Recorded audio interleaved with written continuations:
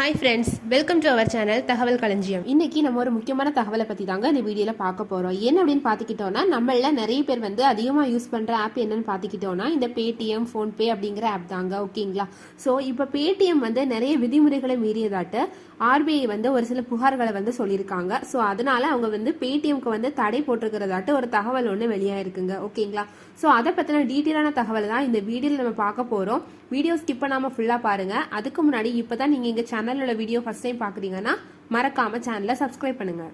So பார்த்துக்கிட்டோன்னா Paytm payment app விதிமுறைகளை மீறியதுனால அந்த Paytm நிறுவனத்துக்கு ஆர்பிஐ தடை போட்டிருக்கிறதாட்டு ஒரு தகவல் ஒன்று வெளியாயிருக்குங்க. ஓகேங்களா? ஸோ அதனால பேடிஎம் பொதுமக்கள்கிட்ட இருந்து இனிமேல் எந்த ஒரு புதிய டெபாசிட்டுகளையுமே வாங்கக்கூடாது அப்படின்ட்டு ஆர்பிஐ புதிய கட்டுப்பாடுகளை பேடிஎம்க்கு விதிச்சிருக்காங்க. ஓகேங்களா? ஸோ அதாவது பார்த்துக்கிட்டோன்னா ஜனவரி 31 நேற்றுக்கு ஆர்பிஐ இதை அனௌன்ஸ்மெண்ட் கொடுத்துருக்காங்க. ஓகேங்களா?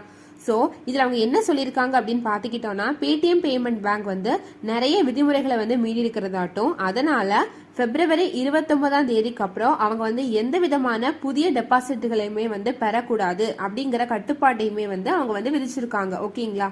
ஸோ அது மட்டும் இல்லாம மார்ச் 11 அப்புறம் பேடிஎம் பேமெண்ட் பேங்க்ல எந்த ஒரு புதிய கஸ்டமரையுமே அவங்க இன்க்ளூட் பண்ணக்கூடாது அப்படிங்கிற தகவலையுமே ஆர்பிஐ வெளியிட்டிருக்காங்க. ஸோ மார்ச் 11 அப்புறம் நியூவா ஆட் ஆகிற யாருமே பேடிஎம்ல ஆட் ஆக முடியாது அப்படின்ட்டு ஆர்பிஐ அவங்களுக்கு தடை போட்டிருக்காங்க. ஓகேங்களா? வேர்ல்டு ஃபுல்லா பாத்துக்கிட்டோம்னா டிஜிட்டல் பேமெண்ட் முறை தாங்க எல்லா இடத்துலயும் இருக்கு. அப்படிப்பட்ட நிலையில பேடிஎம் பேமெண்ட் பேங்குக்கு ஆர்பிஐ விதிச்ச இந்த புதிய தடை நிறைய பேர் மத்தியில ரொம்பவே ஒரு அதிர்ச்சியான தகவலா தாங்க இருக்கு. ஓகேங்களா?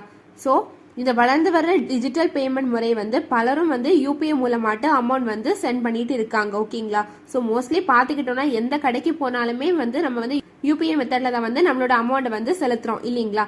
ஸோ இதை பார்த்துக்கிட்டோம்னா ஜிபே, பேடிஎம், ஃபோன்பே அப்படிங்கிற நிறைய ஃபெசிலிட்டிஸ் இப்போ வந்துருச்சு இல்லைங்களா? ஸோ அது எல்லாமே எல்லா இடத்துலயும் உள்ள மக்கள் ஈஸியா ஆக்சஸ் பண்ற மாதிரி இருக்கிற காரணத்தினாலதான் மக்கள் இதை அதிகமாட்டி யூஸ் பண்ணிட்டு இருக்காங்க. ஸோ நம்ம காசும் அதிகமா எடுத்துட்டு போக வேண்டிய அவசியம் இருக்காது.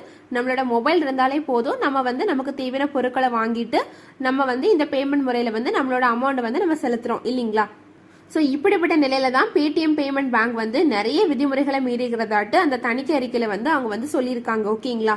ஸோ இனிமேல் பேடிஎம் மூலமாட்டு அவங்க டெபாசிட், அது மட்டும் இல்லாம டாப் அப் பணம் பெறது, அந்த மாதிரியான ஈடுபாடுகள்ல ஈடுபடக்கூடாது அப்படின்ட்டு சொல்லியிருக்காங்க. ஓகேங்களா? ஸோ அது மட்டும் இல்லாம கஸ்டமர், அதாவது வாடிக்கையாளர்கள்ட்ட இருந்து அவங்க வேலட்ல இருந்து பணத்தை பெறதோ இல்லைன்னா ஃபாஸ்டாக், என்சிஎம்சி கார்டு மூலமாட்டு பணத்தை பெறதோ கூடாது. அதுக்கும் அவங்க தடை போட்டிருக்காங்க. ஓகேங்களா? ஸோ அது மட்டும் இல்லாம கஸ்டமர்ஸ் அவங்களோட சேவிங் அக்கௌண்ட் இருக்கும் இல்லைங்களா? அதாவது சேமிப்பு கணக்கு, கரண்ட் அக்கௌண்ட், நடப்பு கணக்கு, அது மட்டும் இல்லாம ஃபாஸ்டாக் அக்கௌண்ட், இந்த மாதிரியான அக்கௌண்ட்ல இருந்து கஸ்டமர்ஸ் அவங்களுக்கு தேவையான அமௌண்ட் எடுக்கிறதுக்கு அவங்க தடை செய்யக்கூடாது அப்படிங்கிற அறிக்கையுமே ஆர்பிஐ பேடிஎம் பேமெண்ட் பேங்குக்கு சொல்லியிருக்காங்க. ஓகேங்களா? ஸோ பேடிஎம் பேங்க் என்ன பண்ணணும் அப்படின்ட்டு அவங்க சொல்லியிருக்காங்கன்னா, கிரெடிட் பரிவர்த்தனைகள், அது மட்டும் இல்லாம கேஷ்பேக், அது மட்டும் இல்லாம ரீஃபண்ட், இந்த மாதிரியான ப்ராசஸ் தவிர்த்து வேற எந்த விதமான ப்ராசஸையுமே அவங்க மேற்கொள்ள கூடாது அப்படிங்கிற முக்கியமான தகவலையுமே ஆர்பிஐ பேடிஎம் பேமெண்ட் பேங்குக்கு விதிச்சிருக்காங்க. ஓகேங்களா? ஸோ அது மட்டும் இல்லாம வங்கி கணக்கு, நடப்பு கணக்கு, ப்ரீபெய்ட் கருவி, அது மட்டும் இல்லாம ஃபாஸ்டாக், மொபிலிட்டி கார்டு அப்படிங்கிற கணக்குகள்ல இருந்து கடன் அளிப்பவங்களோட வாடிக்கையாளர்களோட நிலுவைகளை திரும்ப பெறதோ அல்லது அவங்க அதை பயன்படுத்துறதுக்கோ எந்த விதமான கட்டுப்பாடுகளும் இல்லை அப்படிங்கிற தகவலையும் அவங்க தெரிவிச்சிருக்காங்க. ஓகேங்களா?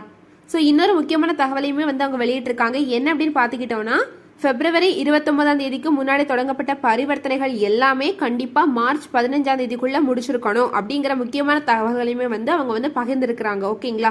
ஸோ மார்ச் 15 கண்டிப்பா அவங்க எல்லா பரிவர்த்தனையும் முடிச்சிருக்கணும். அது மட்டும் இல்லாம எல்லா கணக்குகளையுமே அவங்க செட்டில் பண்ணிருக்கணும் அப்படின்ட்டு பேடிஎம் பேமெண்ட் பேங்குக்கு நம்மளோட ரிசர்வ் பேங்க் ஆஃப் இந்தியால இருந்து ஒரு அனௌன்ஸ்மெண்ட் போயிருக்குங்க. ஓகேங்களா? ஸோ அதுக்கப்புறம் அவங்க எந்த விதமான பரிவர்த்தனைக்குமே அனுமதிக்க கூடாது அப்படிங்கிற தகவலையும் ஆர்பிஐ ஆர்பிஐ வந்து வெளியிட்டிருக்காங்க. ஓகேங்களா? ஸோ ஆர்பிஐ வெளியிட்ட இந்த அறிவிப்பால பலரும் வந்து குழப்பத்துல தான் இருக்காங்க. ஏன்னா இந்த மாதிரியான விஷயங்களுக்கு வந்து அவங்க தடை பண்ணியிருக்க காரணத்தினால ஃபியூச்சர்ல பேடிஎம்கே அவங்க தடை போட சான்ஸ் இருக்கு அப்படிங்கிறத நிறைய பேர் வந்து கருத்துல கொண்டு என்ன பண்ணியிருக்காங்கன்னா, அவங்களோட பேங்க் அக்கௌண்ட், அதாவது இந்த பேடிஎம் பேமெண்ட் அக்கௌண்ட்ல வந்து நிறைய அமௌண்ட் வச்சிருப்பாங்க இல்லைங்களா, ஸோ அதை வந்து வேற அக்கௌண்ட்டுக்கு மாத்திருக்காங்க அப்படிங்கிற தகவலுமே வந்து வெளியா இருக்குங்க. ஓகேங்களா? ஸோ இந்த தகவலை வந்து உங்க ஃப்ரெண்ட்ஸ் எல்லாருக்கும் ஷேர் பண்ணுங்க. வீடியோ பிடிச்சிருந்தா லைக் பண்ணுங்க. இது மாதிரியான யூஸ்ஃபுல்லான தகவல்களை பெற இந்த சேனலை சப்ஸ்கிரைப் பண்ணுங்க. தேங்க்யூ.